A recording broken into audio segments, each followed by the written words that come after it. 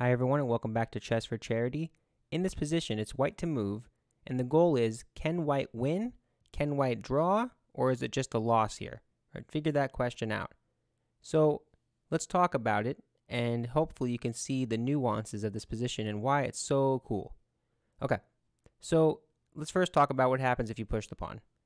You play h6, they play b2, you play h7, they promote to a queen, you promote to a queen, and you're actually going to lose this as white because after they interject or interfere, if you trade, that's a win. That's a winning king and pawn ending for black. They're threatening mate here, so you have to defend it. And no matter where you defend it, they're going to be able to trade queens or just simplify. So, for example, if you do this, they check, they move back, and they trade into a winning king and pawn ending. So let's say you go here instead, try to cover the square. They check you, they win this pawn, they're fine. There's no danger here, right? You can check or something like that, but, oh, you're in check, by the way. So you can't even do that. Here, maybe just exchange. Maybe that's the idea. Who knows, right? But the idea is there's a lot of ways to win, and white doesn't have any of them. So let's go all the way back. Pushing this pawn right away is not the answer. So you say, okay, well, what other moves do I really have? I have this d6 move. I have a king to a5, b5. These king moves are definitely not right because they're not accomplishing anything. What is d6 accomplishing? And here's the key question. So d6 is opening up this diagonal toward the king. Now, does that do anything? Maybe. So let's see what black does. If black just pushes, that's not going to be good, right? Because then I take, and you can't prevent me from promoting. You promote, fine, I promote. You interject, that's totally fine. Take, and I'm faster, right? This is a race that white wins. Okay, so that can't work.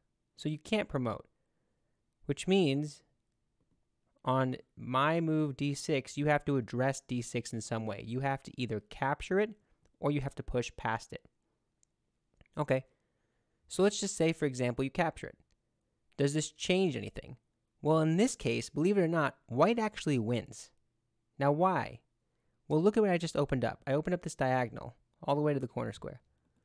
And I push, they push, I play h7, they promote to a queen, I promote to a queen.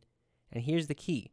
If they go to interfere with the check, now I can make use of this corner square all the way back, boom, check on the diagonal, and this is actually mate. You can put something in the way, but it's going to be mate, like that, right?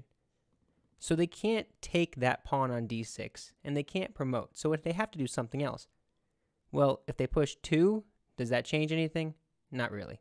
The diagonal is still open, so this doesn't change anything. It's the exact same thing. So they have to push just 1. Okay.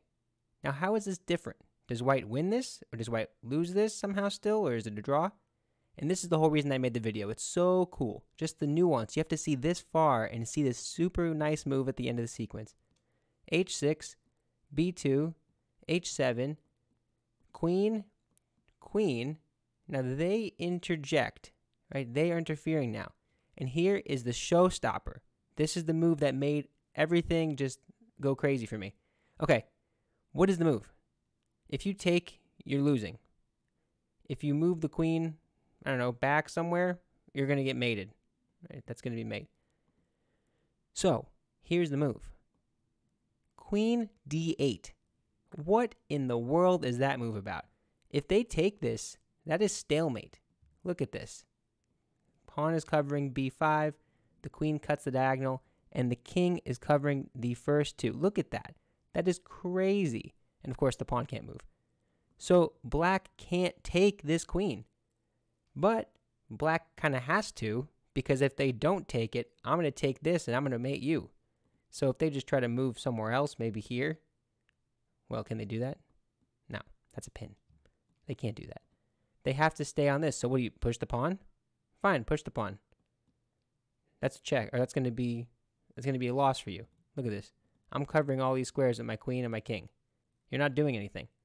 There's no move for your queen. I'm also threatening to go queen a7 or queen b7.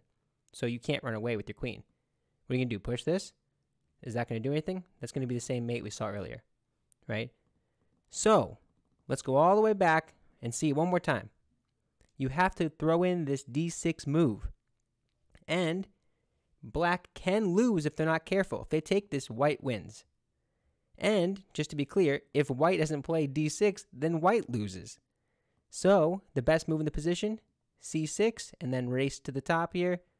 And then the stunning move, the showstopper, queen to d8. Look at that. Boom. And the best result in this position is a draw. Crazy, right? If you saw that, amazing job. You're a wonderful chess player.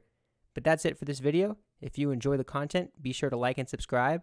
I put new videos out every single week, and my whole goal is to help spread chess and help charity. This month, the charity is UNICEF, so more subscribers and more likes help me out. Thanks. Bye.